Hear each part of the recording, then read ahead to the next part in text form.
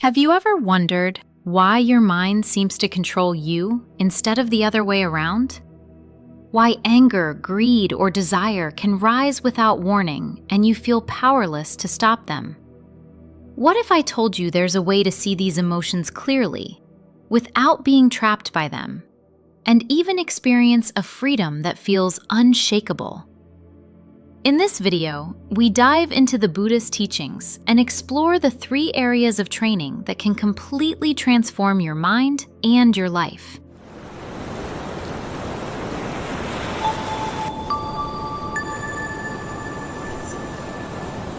Welcome to Reborn Mind.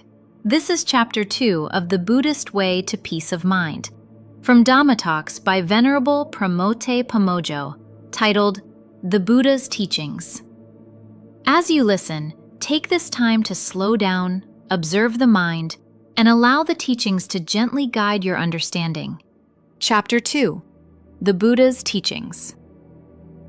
The Buddha taught that there are 3 areas that we must train in. The first area of training is in morality.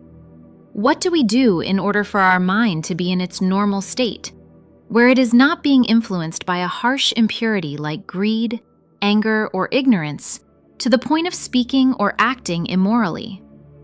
When we experience the world through our eyes and ears, we need to have mindfulness, an awareness of what is going on in our hearts. If we can see the greed, anger, or ignorance, then, with practice, it cannot take over our mind and cause us to be immoral. Training in morality is about freeing our heart and mind from the harsher impurities of mind that can take over and cause us to speak or act harmfully. An example is if we are in a committed relationship and we see a beautiful woman at the park. We feel that we like and desire her. Mindfulness can then see that craving has arisen in the heart.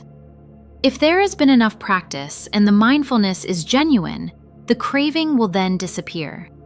We then will not deceive her or our partner in any way. We may see that she has a partner and feel angry or jealous and want to say or do something to hurt him. If mindfulness sees the anger cannot manipulate the mind. It will disappear and no harm will be done. It is wonderful to have mindfulness that is able to keep us moral. But if our mindfulness is not yet strong enough to do all the work in keeping us from doing harm by itself, we still need to keep a proper moral standard, a set of rules to live by.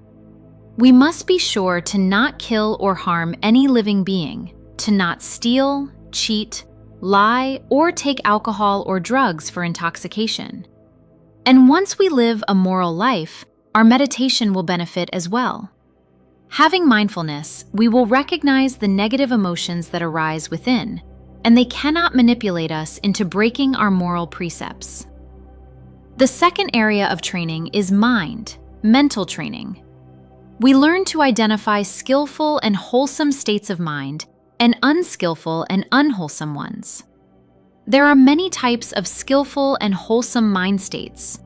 Some are appropriate for living happily in the world, some are appropriate for practicing meditation to make the mind calm, and some are appropriate for practicing vipassana to see the truth of the way things are. When the mind is seeing things the way they truly are, it is in the most wholesome mind state. It is highly skillful and wise. We can't force this mind state to arise. It comes up all on its own when we are practicing vipassana correctly. When we develop mindfulness, the mind will have the ability to see wholesome and unwholesome states of mind all by itself. We need to learn how to attain this highly skillful state of mind that practices vipassana. We need to learn how to make mindfulness, which observes the body and mind, arise on its own. Mindfulness is the recognition of a phenomenon of body or mind. A phenomenon can be a feeling like happiness, a mental state like laziness, or a physical movement like nodding one's head. Mindfulness will arise on its own when it sees a phenomenon that has been precisely memorized. We can practice mindfulness formally in sitting and walking meditation. How do we make mindfulness arise on its own? With practice. To practice being mindful of the body, simply notice when the body moves. Be aware when you breathe in. Be aware when you breathe out. Be aware when the stomach expands and contracts. Be aware when your body bends and stretches. To practice observing physical phenomena, we can know the body is breathing in and breathing out continuously, and we can watch the body moving. To practice being mindful of the mind, learn to recognize pleasant and unpleasant feelings and the different mental states and emotions. When there is anger, greed, or when we are lost in thought, we must notice that this is so. When the mind does not have anger, is not greedy, or isn't lost in thought, then we must notice that this is so. Let's keep noticing what mental states have arisen after they do. From practicing in this way, mindfulness will arise on its own eventually. It is important that we let the body and mind do what they do naturally, and then notice after the fact what they have done. For example, we move our hands when we are talking to someone, and then notice that our hands moved. Or we see food and greed arises in the heart, and then we know that it has. If we get lost in thought, we then become aware that this has happened. Oh, the mind just wandered off. To practice observing mental phenomena, we can know there are unpleasant sensations in the body or feelings in the heart. We can also keep knowing when the mind is thinking busily. When we practice repeatedly seeing physical and mental phenomena as described, the mind starts to remember the states that we see. Eventually, our mind will have these states memorized so well that mindfulness will see them when they come up without any intention or effort on our part. Mindfulness will work on its own to see and know the workings of the body, mind, and heart. Genuine mindfulness arises on its own when the mind precisely recollects a phenomenon. In Vipassana, mindfulness needs to be automatic, working on its own to see the true characteristics of what physical and mental phenomena arise. If the mindfulness is intentional, then it is a practice for calmness, not for seeing reality. For example, we can bring our mindfulness to the in and out breath or to the abdomen. We can be extremely focused on the breathing without forgetting about it even for a second. Or we can walk and see every detail of the foot movement. We can even reach for a bottle of water, and if our concentration is strong, we may even see the movement break up frame by frame like a cartoon sketch. These highly focused practices are for calmness. They are called samatha meditations and not vipassana. If we are keeping our mindfulness and focus on an object, whatever the object may be, it is samatha meditation. For vipassana, we must not focus in, but instead see the true characteristics of body and mind, or physical and mental phenomena. We are practicing vipassana incorrectly if we are focusing in on something, for example, our abdomen or our feet. In order to see the true characteristics of mental and physical phenomena, we need to have the correct type of concentration where the mind is the stable observer or witness of whatever arises. There are a few different ways to achieve correct concentration. The stable observer, B1. The first way is to practice deep absorption concentration, called jhana, up to the second absorption level. The stable observer will arise automatically there. When we come out of the deep meditation, the stable observer is not lost but is sustained for up to a week. We then observe the body and see that it is not us. The body that is sitting, standing, and moving around will easily be seen as a physical mass. The body's true characteristic of non-self immediately revealed. The body that moves around will appear as merely that which known or observed, and not who or what we are. Who believes that he or she is a chair? No one believes that he or she is a chair. This because a chair is something that is observed. There is a distance between us and the chair. Can we see the analogy then, when we are the stable observer of the body? The body will experience at a distance from the mind. The body and mind will be seen as two separate things. When the mind is completely stable, There will be an observer or knower and that which is observed or known. When the mind is stable and the body and mind separate from each other, it will be clear that the mind is the observer and the body is being observed. The body breathes and the mind is the observer. The body stands, walks, sits, or lies down, and the mind is the observer. The body moves or is still and the mind is the observer. In Buddhism, when the truth can be seen, it is called wisdom. When the mind and body separate for us to see, there will be the wisdom that we are not the body. The body will be seen as merely a material thing, a mass of elements, and not a person. This experience is an early stage as we walk the path of wisdom. Training in wisdom is the third area of training that the Buddha taught. With correct concentration, we will see the impurities of the mind like anger and greed come and go, like strangers walking by as we sit on our front porch. We need not meddle with them. They just pass by and then disappear. They have nothing to do with us. If we can achieve the stable observer, we will be able to see physical and mental phenomena, the states of body and mind, separate out distinctly from one another. We will see that they are merely things that are known by the mind. 2. The second way to achieve correct concentration is for those who are not skilled at deep meditation. If we just keep practicing mindfulness, seeing the mental and physical phenomena that arise, the stable observer can still be achieved.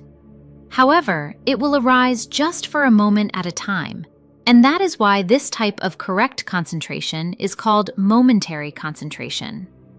Sure, we all want the power and longevity of the stable observer that deep meditation brings, but this is hard to do for most of us. We can achieve the same observer for shorter periods by repeatedly seeing the mind go off to think and repeatedly seeing the mind go in to focus on a meditation object. The mind will slowly but surely separate out from the objects of observation. For example, the mind may have wandered off into thoughts about this and that. Then we awaken to the fact that the mind had just wandered off. The thinking can then be observed as something other than the mind itself, not the mind, but something that the mind can see. Perhaps greed arises in the mind. When we have the mindfulness that is aware greed has arisen, greed will separate out from the mind. We will observe that the greed is something other than the mind itself. It is something that the mind can see. This is the momentary variety of correct concentration. The mind is the stable observer just for a moment, and then slips down and sticks to the phenomena again. It is not like the long-lasting, stable observer achieved through deep concentration, but it can still be effective if we are diligent. If we are skilled in deep absorption, jhana meditation, then we should practice it. But if we cannot, momentary concentration is sufficient to get good results. Momentary concentration is the type where the mind is stable just a moment at a time, each time a mental or physical phenomenon is recognized. It is a type of concentration that even beginners can achieve. At the time of the Buddha, there were many spiritual teachers. Many of them could see that the body was not us, but they couldn't see that the mind was not us either. It is much harder to see that the mind is not us because we have been attached to it for so long. Buddha was very special and could teach people to see that they are not their minds. If we are honest with ourselves, we can see that the body we consider to be ours changes constantly, beyond our control. The body looks totally different than it did when we were children, and it even looks very different than when we were teenagers. When we are elderly, it looks different than when we are middle-aged. We can see that the body has no stable state or fixed appearance that is ours to keep. It is easier to see that the body is not us than to see that the mind is not. The body feels less like a permanent fixture than the mind does. Even though this body is changing incessantly and is never stable, we still think there is a person in this body. We think that the child from before and the person now are the same. We have a misconception that we are a particular person, or on a deeper level, that we are our mind. It is hard to see that we are not our mind. But when we finally see this in our own experience and fully accept it to be true, then we become an enlightened one at the first stage, a stream enterer. In order to see that the mind is not us, we first need to become the stable observer and see that the body is not us, that the sensations are not us, that all the positive and negative mental states and emotions are not us, but are all just things that are known and observed. Then eventually start to notice that sometimes the mind is the stable observer, and sometimes it is just a thinker. We will notice that one moment the mind is awake and observing, and the next it is lost in thought. If we practice in this way often, we will wake up to the fact that the mind is always changing states on its own. We shouldn't intend on practicing this prematurely, however. Just let me plant the seed, and your mind will gradually notice this on its own when it is ready. The way to see that we are not our mind is to first see that the body is not us, the feelings are not us, that all the mental states and emotions we create are not us, but are all things that are seen or observed. At first, we learn to become aware and awake often, to achieve automatic mindfulness by noticing movements of the body and the mind, the emotions and mental states. When the mind recognizes the physical and mental phenomena well, mindfulness will arise on its own. When mindfulness arises automatically and recognizes a phenomenon, the mind will be the stable observer for just a moment.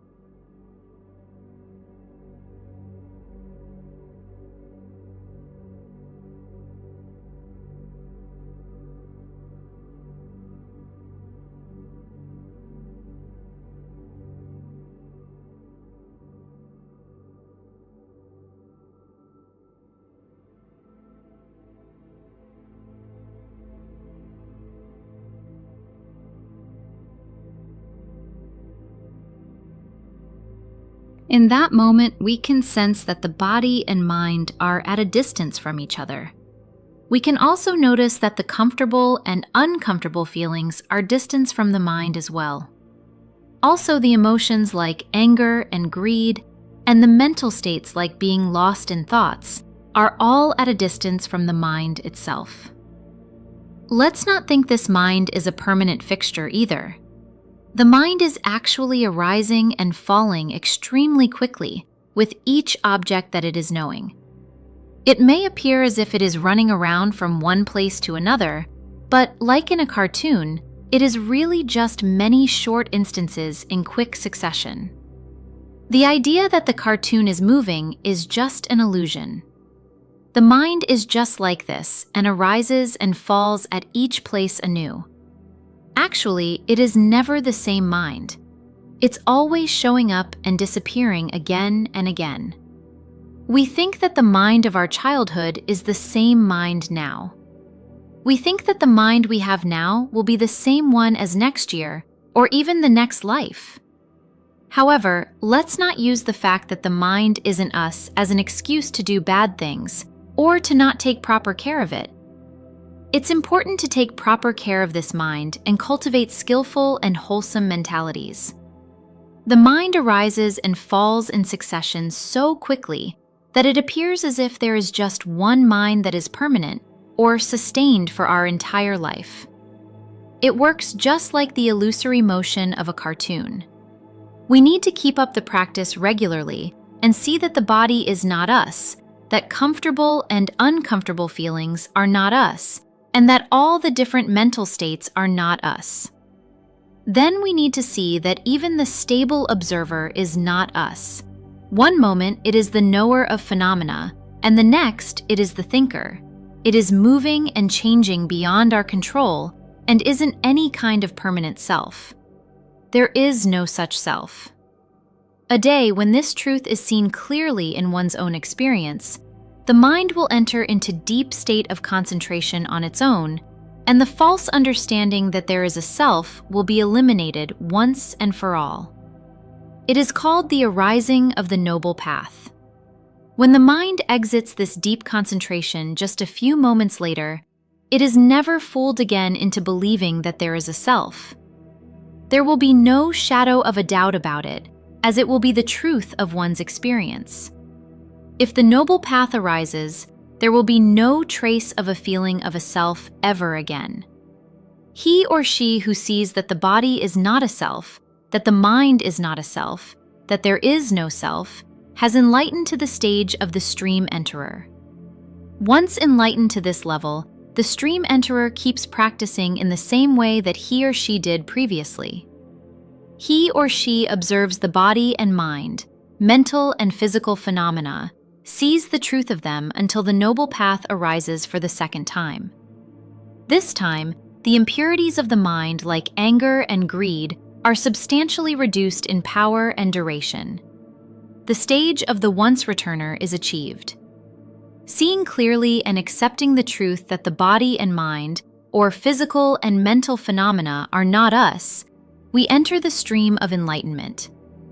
The practitioner then keeps practicing, and the attention starts shifting to the body. The body is seen as nothing special, nothing that can bring any permanent happiness. The body is seen as just a mass of suffering, utterly and completely. Once the mind gains the wisdom that the body is nothing but a suffering mass, it will completely release its attachment to the body. If there is no longer an attachment to the body, then neither is there an attachment to anything experienced through the senses.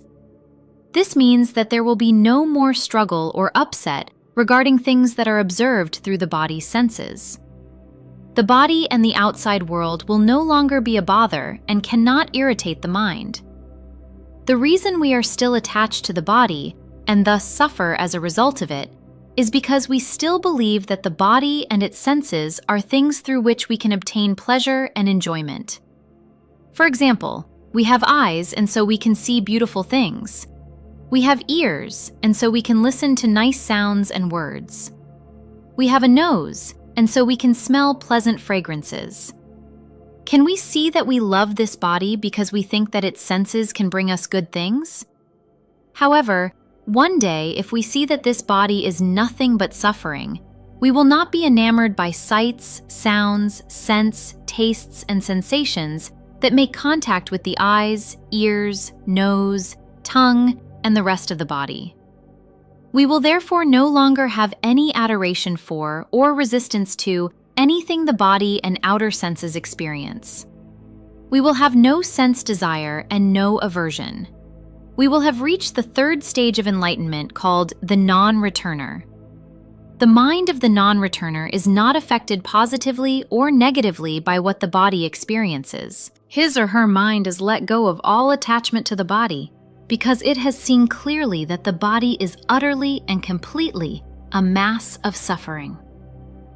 Any Dhamma practitioner who is skilled at being mindful of mental phenomena can see that when the mind has desire in it, when it is attached to a phenomenon, it suffers.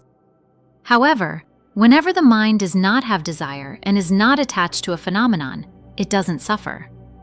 When this fact is seen clearly, the mind will no longer attach to external phenomena and will remain the stable observer. It will not move down towards any object or phenomenon. It has the wisdom that knows that it will suffer as a result.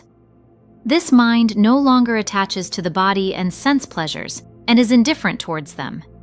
It no longer has sensual desire or aversion. It is the mind of a non-returner. This is another way that one can enlighten to the third stage.